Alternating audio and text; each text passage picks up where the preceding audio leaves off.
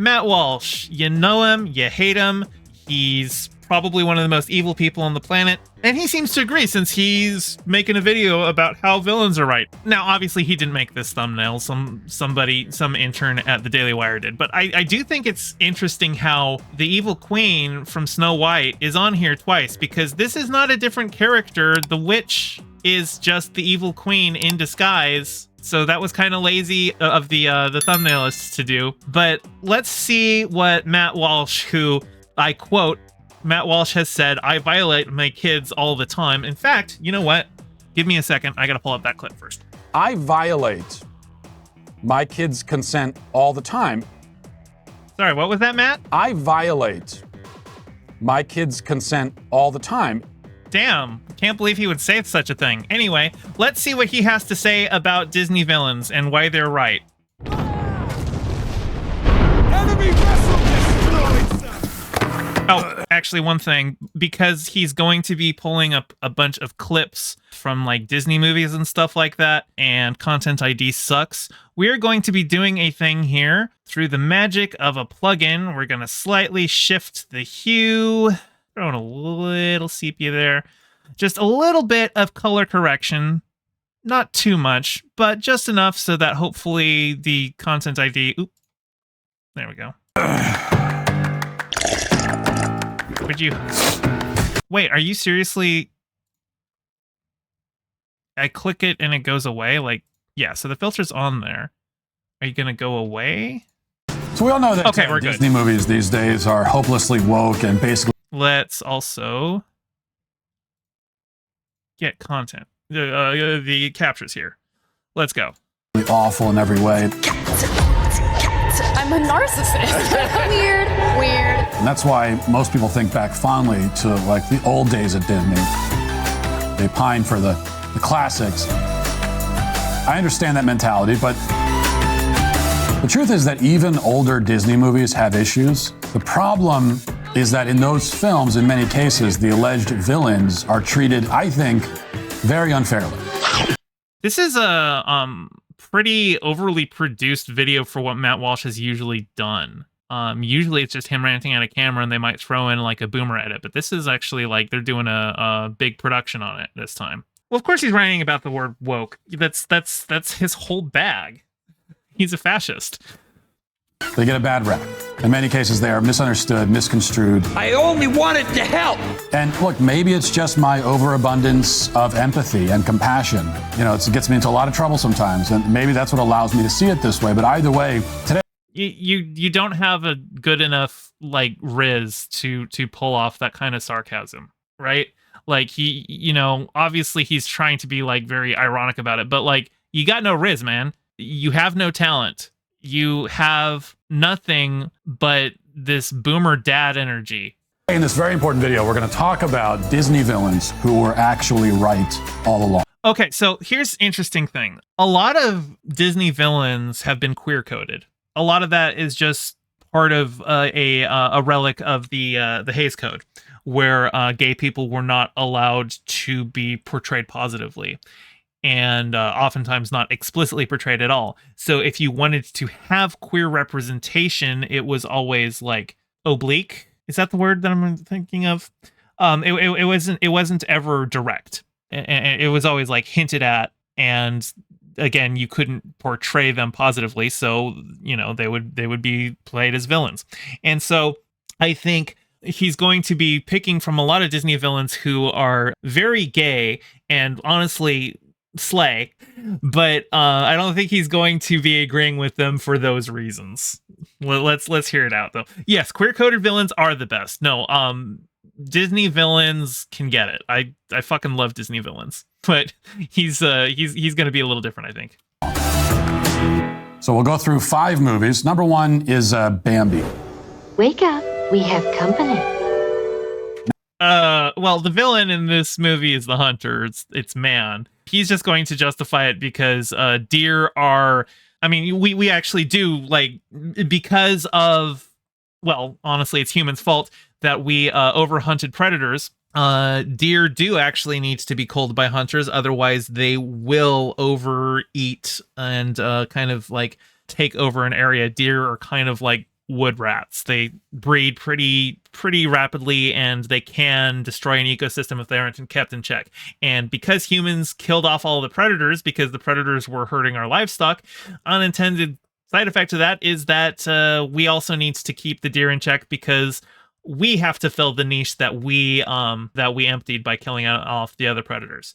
So it's not a good thing that we have to do it. It is a necessary thing. And I'm sure that's going to be his argument, though. But he is going to say it's good. He's not going to acknowledge that we killed off the predators that were keeping the deer in check. He's just going to say we need to keep deer in check.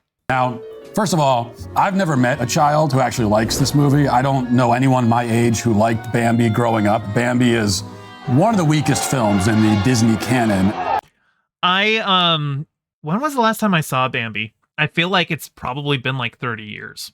And I really don't have any strong memories of it. I liked Thumper, but I don't really have any strong, like, emotional attachment to it. Honestly, it was only like, I don't even remember Bambi's dad in the movie or the hunter. I just have very vague, like, I mean, I know the plot of it because pop culture osmosis, and I've seen the movie. I just really don't remember it. So at least for me, yeah, it wasn't my favorite Disney movie. I really don't have a lot of stuff. You feel like he's going to say the villain is the gun and he's too well, no, he's gonna say it's the hunter. If he tries to work in the Second Amendment thing here, it would be pretty cringe. I wouldn't put it past him, but I don't think he's going there. I think he's just going to talk about the need to cull deer populations for conservation purposes. And if that's his argument, then yeah, I'd agree. And Valhalla Vidya says Yellowstone is up your way, right, where they reintroduced some wolves to the wild. Well, Yellowstone is like in the same half of the country as me. I'm in Seattle. Yellowstone is several states away. Actually, there is a zoo in Tacoma called Point Defiance that has a red wolf breeding program, because the red wolf was like almost completely driven to extinction. I think at some point their wild population was like double or maybe even single digits. And Point Defiance has a red wolf breeding program, and they've been able to successfully reintroduce the red wolf into the wild. So yeah, I'm not in Yellowstone, but definitely my neck of the woods has helped save a wolf species. Yet it's viewed as a classic because it happened to be released in the 40s, although it could have been released last year based on the fact that the villains in this movie are the hunters who shot Bambi's mom. No hasty, careless shooting. Yep, like I said, and I'm not opposed to hunting just on its face.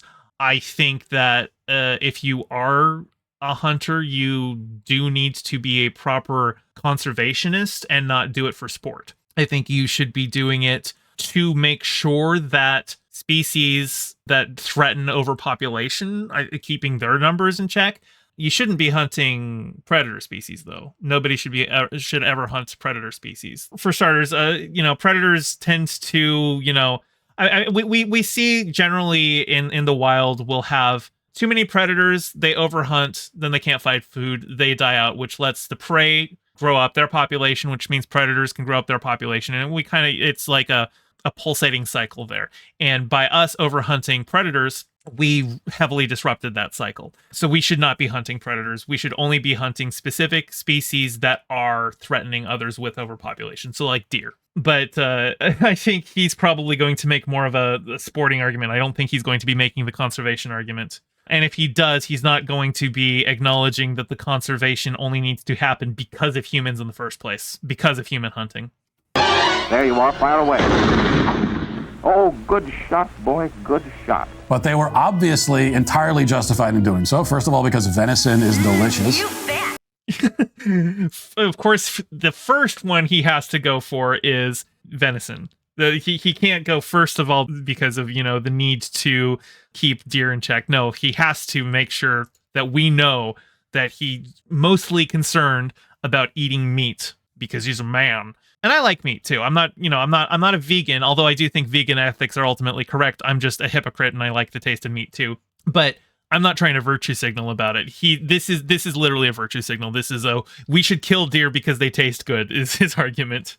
Those hunters, I'm guessing, made some great venison steaks. maybe some deer jerky out of Bambi's mom, which is a fact that could have brought Bambi some comfort and solace if anyone had explained it to him, but they never did. This is a joke. I am not advocating for anything, but imagine taking Matt Walsh's mom to like a tribe of cannibals and telling Matt Walsh, it's okay, they had a good meal. Second, deer populations are out of control in this country. Yep, there it is. Like, they wreak havoc in ecosystems. They cause 1.5 million car crashes a year, including... Okay, no. We cause 1.5 million deer crashes a year. Deer aren't encroaching on roads. Roads are built through deer's habitats. Going into, car culture is a whole thing, but like, that isn't the deer's fault. That is the fault of Henry Ford and the destruction of public transit and the defunding of railways. This American individualist idea of everyone has to have a car, and all of these roads cut through nature. Every deer hit by a car is the fault of man, not the fault of deer. Yes, trains are good. But yeah, this is entirely our fault. Hundreds of fatalities. So deer hunters are performing a service, and yet they've been villainized in a movie that generations of bored children have been forced to watch. Think about this. If Bambi's mom had not been shot and killed, she may have gone on to run into the road one night. If we hadn't killed Bambi, she might have been killed sometime else. Okay, what if? Just stick with the conservation argument. Like I said, I agree with you from the conservation argument, but I'm sorry, every single time a car hits a deer, it's not the fault of the fucking deer. The deer's just doing what it's doing. We're the ones who invaded its home. Causing a family returning home from dinner to veer off into a tree and die. Whole family dead. I like how he's invented that Bambi's mom specifically was going to kill a whole family. This is just a hypothetical. Think about that. Number 2 is Lion King. Now, I'm not saying that Scar is the good guy in that film. I'm not justifying what he did. I mean, the title is Matt Walsh explains why these movie villains were right. Also, aren't you though? Scar's very explicitly fascist coded. I thought that was your bag, right? He literally has the hyenas goose stepping for him. You should be all over that. Let's hear him out. Let's see what he has to say. It's okay. Let me see if I can guess what his argument is going to be. It's probably going to be something regarding lines of succession, but I don't know. We'll hear him out. Killing your brother, trying to kill your nephew is inappropriate. I don't condone it. Oh, God. But all I'm saying is that, I think the character deserves a bit more sympathy than he gets. For one thing, his name is Scar. Okay, yeah, that is fucked up. That is fucked up. Actually, doesn't Scar have what is his original name? Taka. Scar's real name is Taka. Oh my god. Scar's real name is Taka, a Swahili word meaning dirt or rubbish. That's fucked up too! Oh man, he just got a raw deal all around. Okay, I don't want to get into the nature versus nurture debate, but when you name your child Scar, you can't complain when he becomes a villain. Well, he wasn't named Scar, but he was named Rubbish. So, yeah, he got the nickname Scar after he got the scar. You can argue that the hyenas are being oppressed in a segregated society. Yes, you're correct, Blood Video. Absolutely. And that was actually a disservice to the hyenas by the filmmakers. They hired a hyena expert to advise them on the film, and he said he would only do it if they didn't make the hyenas villains. And they went back on their word and made them the villains. Hyenas are they're just little doggos. I mean, I know they're not canines, but they're just little guys. They're just hunters like lions. Honestly, and I think actually in the wild, hyenas actually outcompete lions usually. They're just animals. They're just doing their thing. And yeah, treating them as the villain or oh, the hyenas, if they come in, they'll overeat everything. That's just bog standard anti-immigration rhetoric, right? Yeah, no, Mufasa was a bad king. he should have incorporated the hyenas into the Pride Lands as part of the circle of life. Like, the hyenas aren't outside the circle of life. They exist just like everything else does. So yeah, no, I would say that the big criticism, the villains who were right in the movie, it's not Scar, but it is the hyenas. They're just guys. They're just trying to eat like everyone else. Like, yes, you're very noble, Mr. Lion. You have all of the people that you're going to eat come and bow to you as you present to them the new king who is going to eat them. Especially if we have one kid that you name Mufasa. You got that strong name. Mufasa. Ooh. The other one you name Scar. What'll that make you? A monkey's uncle. So what did you expect? Also, I'm not saying that Mufasa deserves to be thrown off a cliff, but there's a fundamental, like, moral dishonesty to Mufasa that I always found deeply troubling, even as a child, the first time I saw it. I even said to my parents, there's a fundamental moral dishonesty in this film, Mom and Dad. I said that to them. Yeah, you don't have the riz to pull off a joke like that. Come on. And here's why. He eats his own subjects. Okay, 1 minute, they're all celebrating the birth of his son. Okay, all right, we're on the same page here. I was literally making this argument. Okay. You know, they're bringing gifts or whatever, they're cheering. And the next, they don't show this in the film, but Mufasa is hunting them down and consuming them. And by the way, lions eat their prey alive. That's how lions... Oh yeah, cats are horrible. I have a cat. They are cruel in how they treat their prey. Oh yeah, no, cats are just, they're psychopaths. You can argue the Lion King is a pretty bad. Well, I mean, you can if you take the story elements and like extract them from like the totality of the story itself. I think the Lion King slaps. I think the Lion King is a really, really good movie. You can, hyper analyze it and go, oh yeah, no, these implications are actually really bad. And I think that's valid to do, but I don't think that makes the Lion King a bad movie. That is the original Lion King. I would say that the Jon Favreau Lion King is a complete piece of cinematic dog shit, and it should be flushed out the nearest airlock. But the original slaps. Come on, it's a fun movie. Lions eat. That's how Mufasa treated his subjects. And then he has the audacity to get all high and mighty towards Scar. Like, you can understand Scar's resentment. What was that fart noise added? Like, what is this? Why is this video so overproduced? You don't have the charisma to actually appeal to anybody under 40. But this is like this Zoomer editing where every single 2 seconds you've got another scene from another thing thrown in and stupid sound effects and stuff. Like, Zoomers aren't watching you, man. Who is this editing for? And to make matters worse, they acknowledge it in the movie. So Simba asks his dad, Dad, don't we eat the antelope? They were just at our baby shower and now like we eat them. And that's kind of not cool. And Mufasa says, well, son, that's okay because it's part of the circle of life. When we die, our bodies become the grass and the antelope eat the grass. Okay. Thank you for cutting that. I was just like, oh, you're going to just leave that completely unedited clip of it? Come on, I'm trying to run a channel here. Hey, but that is not the same thing at all. That is not an even trade. So give me a break. And also, your body doesn't even become grass, so that's bullshit to begin with. And I'm not holding it against the lion for being a lion. I'm just... Oh no, you couldn't say shit. You had to bleep it out with the fart noise. Pussy. I'm just gonna say shit. Shitty shit. Come on, Matt. You wear flannel and you've got a beard, so you're presenting yourself as a rugged masculine individual. It's okay to say naughty words sometimes like shit.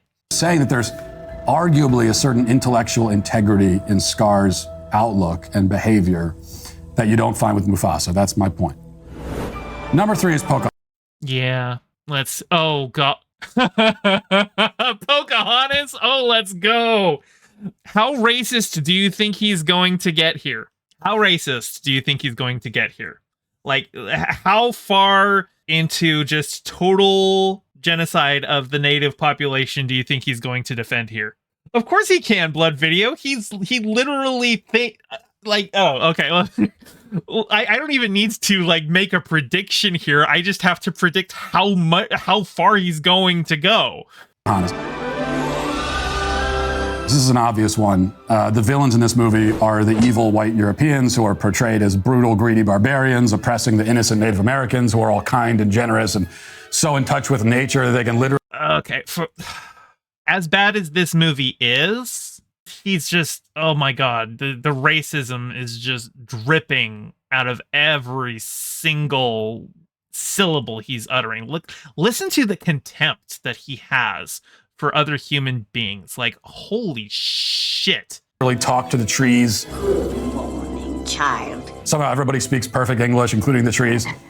Oh, come on. Are you really going to make that argument, that complaint? They literally have a scene in the movie where they use magic so that John Smith can understand Pocahontas. They're not actually speaking English. It's a conceit for the audience. Like in sci-fi movies, when you see aliens just talking to other aliens and they're saying it in perfect English, it's not because they speak English in space, it's because it's for the audience.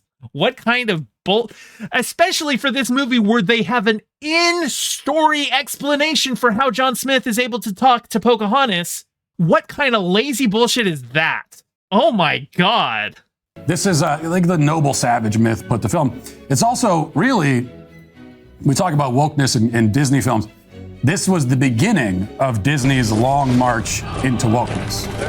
Look, Pocahontas is a bad movie. I'm not going to defend Pocahontas. I think Pocahontas is actually a pretty racist movie. If we want to talk about a Disney film that is trying to tell a story about Native people, I think probably Brother Bear is a better film in that regard. Having talked to Native friends about Pocahontas, no, they all fucking hate this movie. But also, like, this movie fucking both sides. Like, the song Savages, where they're, like, having, you know, the problem is that both sides are considering each other savages, when it's like, no, objectively, the Europeans came in and committed mass genocide. Like, there is an objective bad person here. And the movie actually tried to both sides it. Like, the movie is actually less woke than Matt Walsh thinks it is.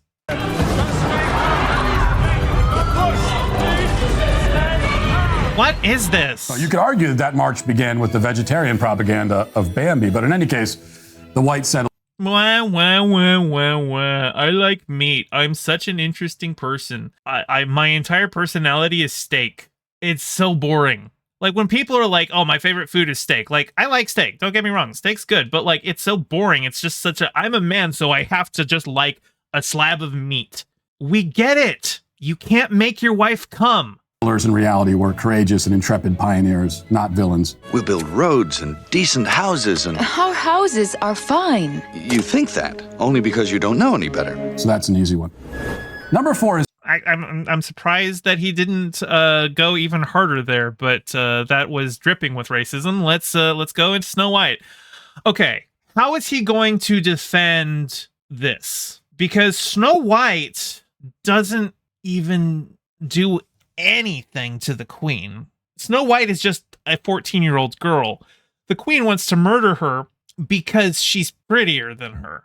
So how is he going to defend that? I don't even know what angle he's going to take here. Snow White. Now, this is another case where I'm not so much claiming that the evil queen was wholly justified in her actions. Wholly justified? Like, are you going to argue that she's partially justified in trying to murder a 14-year-old girl for looking better than her?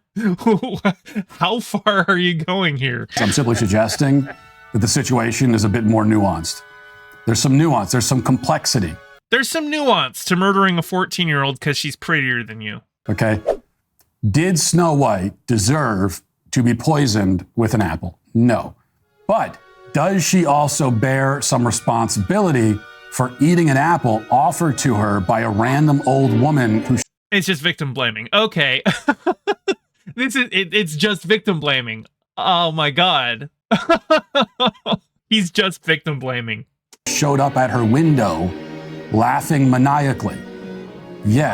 She's a 14-year-old girl. She has no real worldly experience. She sees an elderly lady who offers her some kindness in the form of an apple.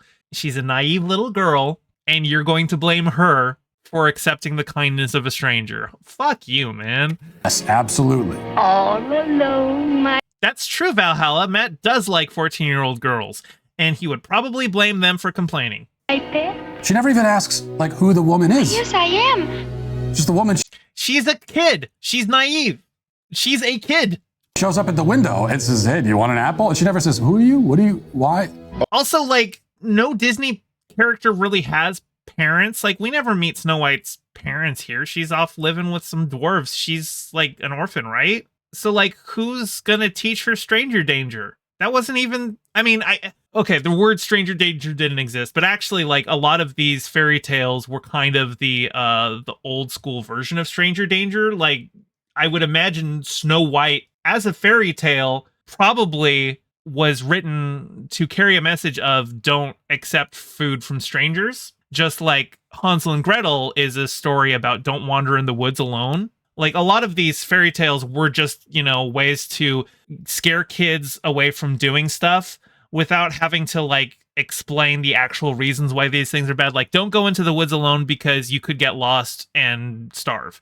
That's like say when you tell kids, oh, if you stick your head out the bus window, it'll get decapitated by a sign. That won't happen. You could die from hitting a sign, but if you say you'll hit your head and then die, that's not as visceral to a kid. But decapitation, well, that they understand. So a lot of these stories are like, you know, it's like, oh, don't accept food from a stranger. She might put you into an irreversible coma, instead of just, hey, that person's weird. You shouldn't just trust strangers. Atheist Mano says, when you're as isolated as Snow White was, she probably never even gotten any ideas of what red flags were and what someone killing you may imply. Yeah, she's, as far as I can tell, an orphan who just lives with a bunch of dwarves who, you know, like, they're not exactly the most adept at teaching her these social skills. She's a naive little girl who can talk to woodland animals. That's, you know, she don't know nothing about no poison apples. Excuse me, what the actual are you doing in my house? This woman's walking around the forest, randomly handing out apples. There's no question. She just takes it and eats it. Doesn't bother washing it in the sink. So it's hard for me to feel sorry for her. And for the record, it's hard for you to feel sorry for a naive girl accepting what she thinks is kindness. I can't pretend to be surprised that he's doing that. you should never eat anything if the person offering it is laughing while they hand it to you. Never mind if it's an evil laugh. I don't care if it's any kind of laugh. And never mind. Hey, don't use Star Trek. You don't get to use Star Trek. The Star Trek future is built in a world where Matt Walshes don't exist. So you don't get to use Star Trek. That they're at your window in the middle of the day for no reason. Not to mention the fact that the whole Snow White fairy tale is really about home invasion and burglary. This woman barges into the home of these woman. She's a 14-year-old girl. Clearly mentally disabled old men. Jiminy Crickets. Who aren't even half her size. Makes herself at home. What a cute little chair. Now, eventually the dwarves grow attached to her, so you might say, oh, they're friends. No, they were terrified when they first got it, like anybody would be. You get home and there's this giant, like, sleeping on your... Okay, that's not really, like, saying the villains were right, though, because Snow White isn't a villain and the dwarves aren't villains. So this is... I feel like you're straying a little far from the point of your video here. They're her chosen family. I mean, he is, like, gesturing toward the vague region of a point about the home invasion stuff, but, like, she's a little girl lost and alone in the woods, and she finds shelter, so she takes shelter. That's, like, yeah, you should do that. And, like, the dwarves pretty quickly realize that she's just a kid, and they take her in. All of your beds that she's helped herself to? Of course you're gonna be... Anyone would be scared. And they were scared, but eventually this kind of Stockholm syndrome takes effect. She's not... What the fuck is Stockholm? No! They realize that she's just a kid, and they take her in, and they take care of her. And they become friends. And then when she dies, they put her in a glass coffin because they somehow had a full-size glass coffin lying around, which makes you question their motives, frankly. Okay, that's... yeah, why do they have that?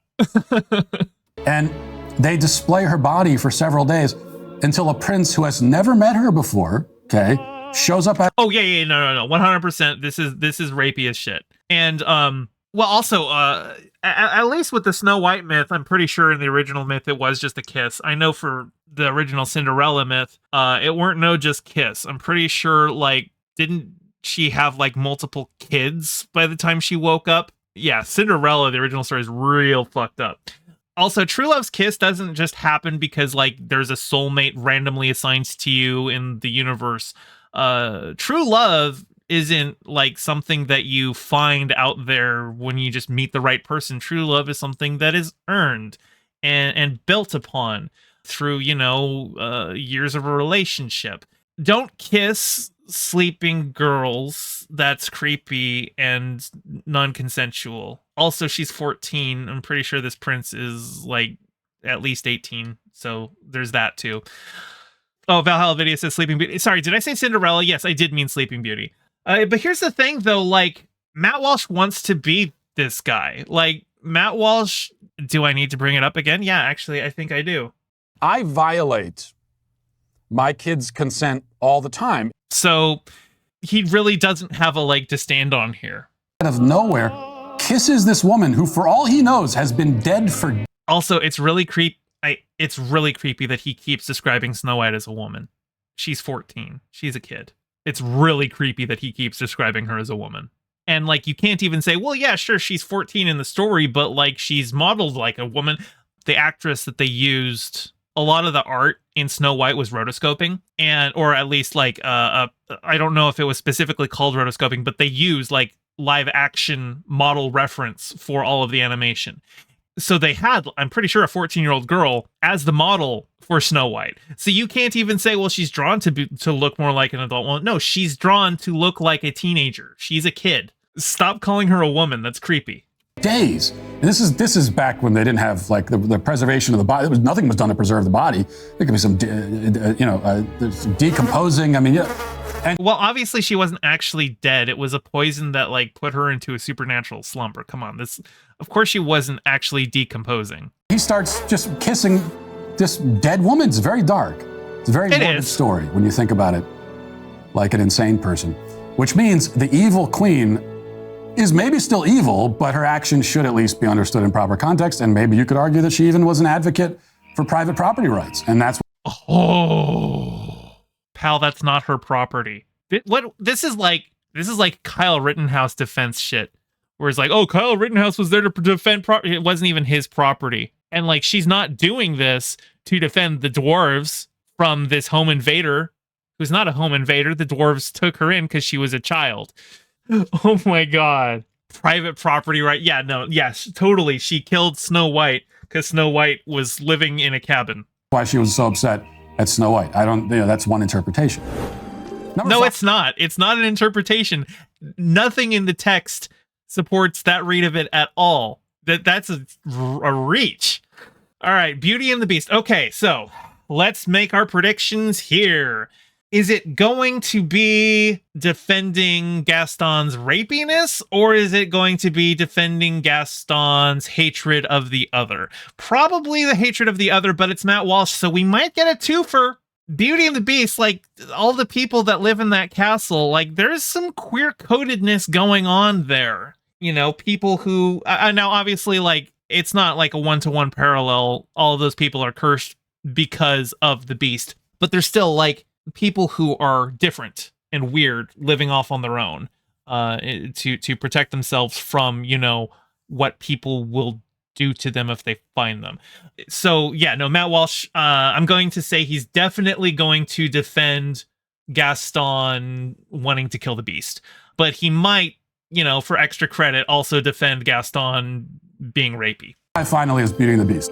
Now, we've talked about this before. I consider it to be one of the most important issues that I discuss. It probably deserves to be the subject of its own documentary. Gaston is the quintessential villain who was actually the hero of the story. He's going to talk about how Belle has Stockholm Syndrome and he's rescuing her from somebody who kidnapped her. But, like, Belle doesn't have Stockholm Syndrome. Lindsay Ellis had a great video talking about this, but Belle rebuffed the Beast at every turn and didn't start liking him until he started behaving like a proper human being toward her.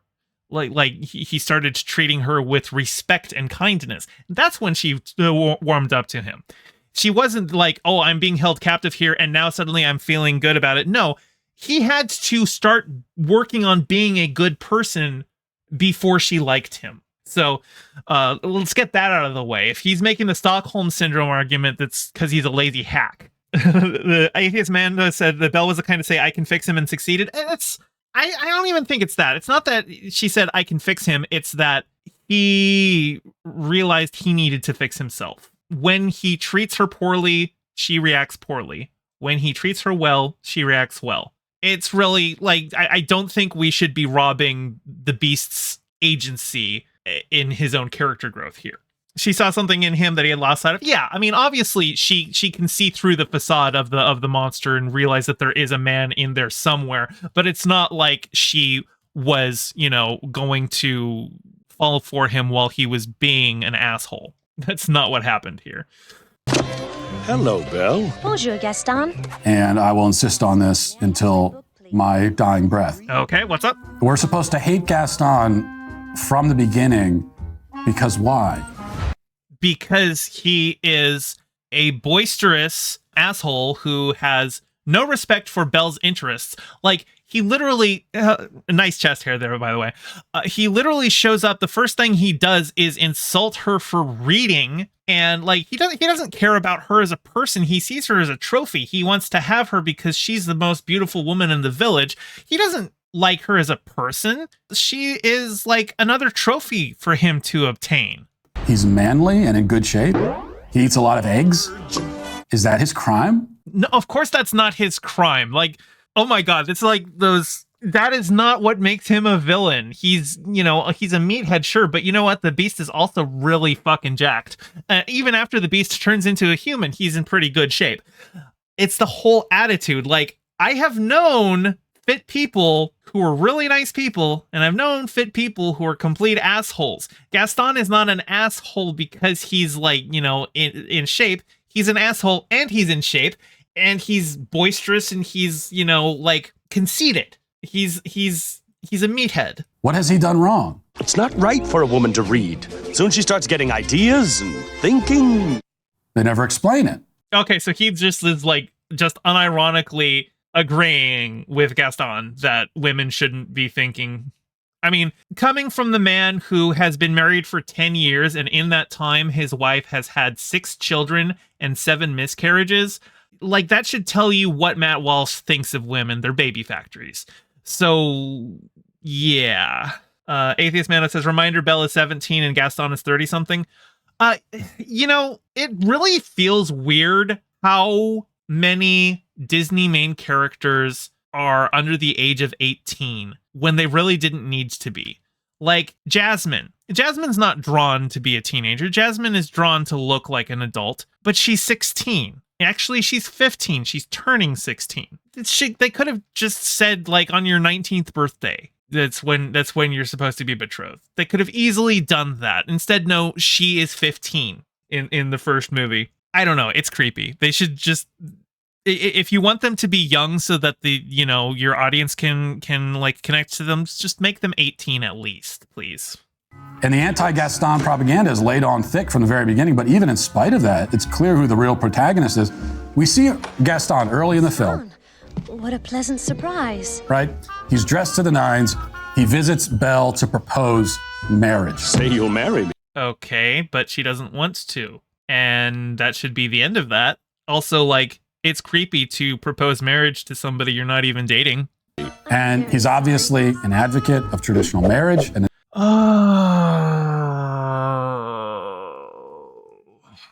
Matt Walsh, this is what he thinks of consent. I'm just going to keep playing this forever. Violate my kids' consent all the time. That's great if you want to have a trad family and, you find somebody who also wants to have a trad family.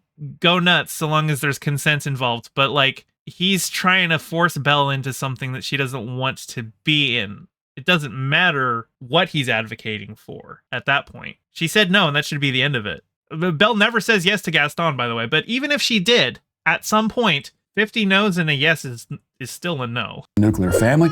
He even says that. He makes a pitch for the nuclear family traditional marriage to Belle. He's explaining. We'll have 6 or 7. Dogs? No, Belle. Strapping boys like me. He wants to have children. He wants to have a family. It's a very lovely. Okay, but she doesn't. Or, I don't know exactly what she wants. I mean, she wants to be able to read and think about things. And she wants, she's not opposed to love, obviously. She falls in love with the Beast. But, you are taking none of her concerns into account here. You're just thinking Gaston wants this thing and I like that thing, so that's good. Never mind what Belle wants. So, yeah, okay, so he's defending the rapiness. Lovely thing. Belle turns him down and pushes him into a mud pit. Wrong. No. She doesn't push him. Literally, in that clip, you see that she does not push him into a mud pit. She says no, as is her right. He is using his physicality to intimidate her and invade her space, and she opens the door to get him out of her house, and he falls into the mud pit, which wouldn't have happened if he hadn't been using his physicality to impose upon her. He falls while trying to grab her. I can't believe that the editor literally, we're doing that again. Lovely thing. Belle turns him down and pushes him into a mud. You can literally see, as he says pushes him, you can see very clearly that she hasn't done that. Like, you should fire your editor for undermining you like that. You should have just, like, cut away and then shown him in the mud. I can't believe your editor did you dirty like that. Mud pit. Total humiliation. Yeah, correct. That's good. He should be humiliated. That's good. That's good, actually. Yes. Rapey men who overstep their boundaries, invade a woman's home, and don't take no for an answer, being thrown into, a pit of mud is like the least. Also, this is completely unrelated to the thing, but did she open the door outward? Because I'm noticing, look, the hinge here, the door is opening inward right now. Look at that hinge. The door is opening inward, but didn't she opened it outward? Look at that. Look at the preview. The door opens outward, but here we can clearly see the hinges on this side, and it opens inward. Animators, you fucked up. Worst Disney movie ever. No, this is a great movie, but that is definitely a mistake that I just caught. All right. And yet by the end, Gaston is still willing to risk his life to rescue this woman who humiliated him from the clutches of a beast. He assumed she was in the clutches of a beast based entirely upon his appearance. Even as she told him, or no, that's right.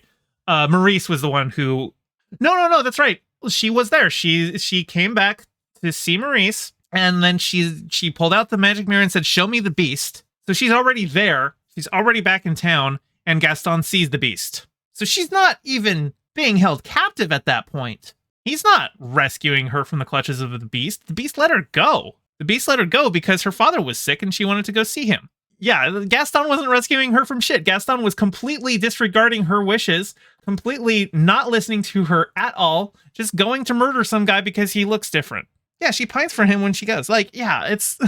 Atheist Amanda says, don't worry, it's double hinged. Yeah, maybe. I don't think it's double hinged. I think that was just an animation mistake.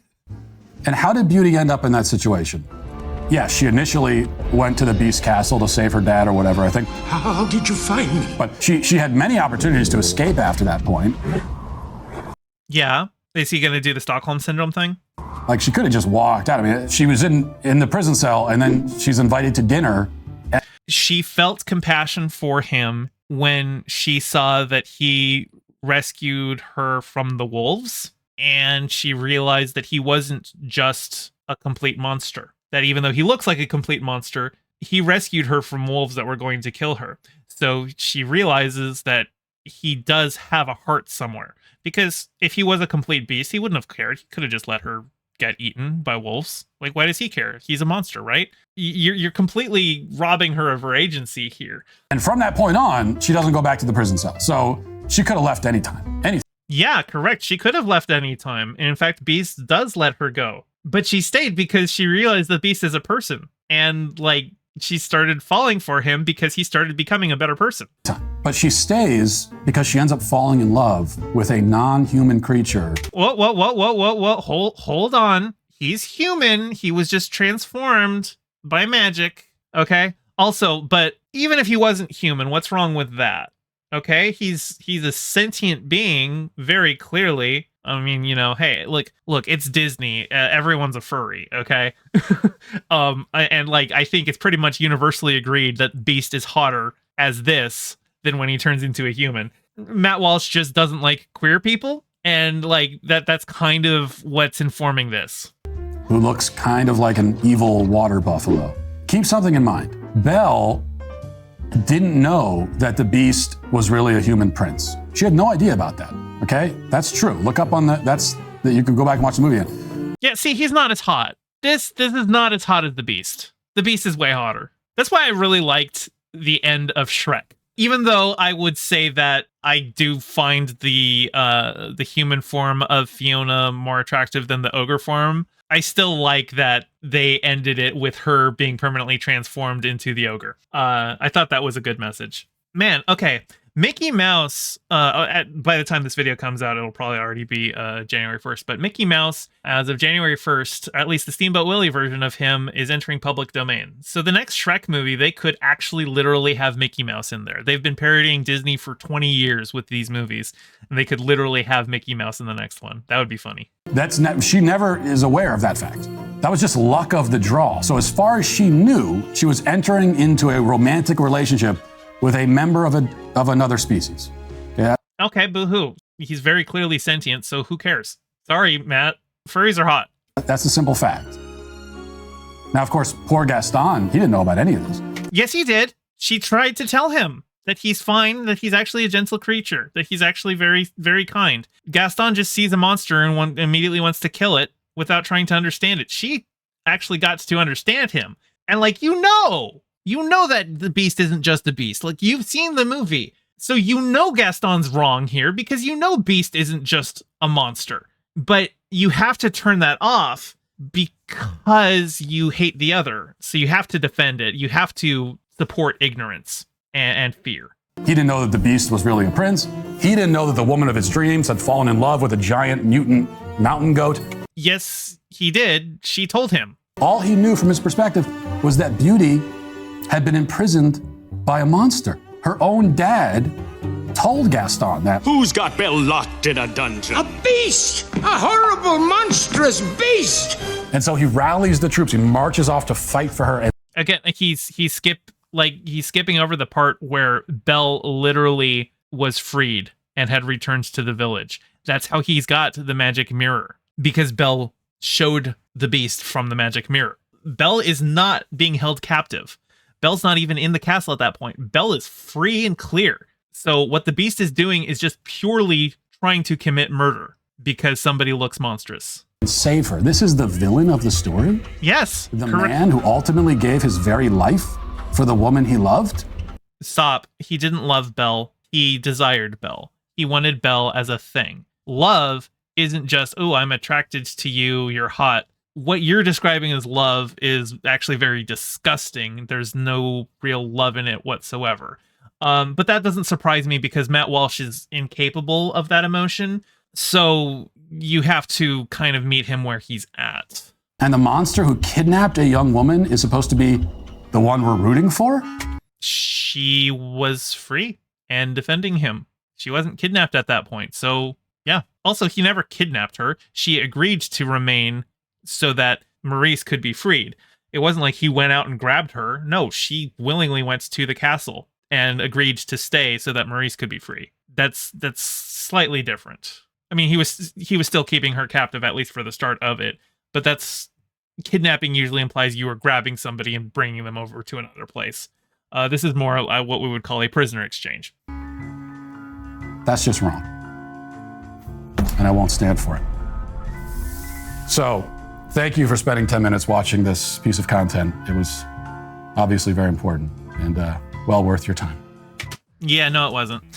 Matt Walsh is a fascist. Matt Walsh understands the themes of Beauty and the Beast. Clearly, he's deliberately arguing in favor of Gaston because he is just actually a Disney villain. Matt Walsh is an uncomplicated, ghoulish person who wants to rape kids, and you don't have to take it from me.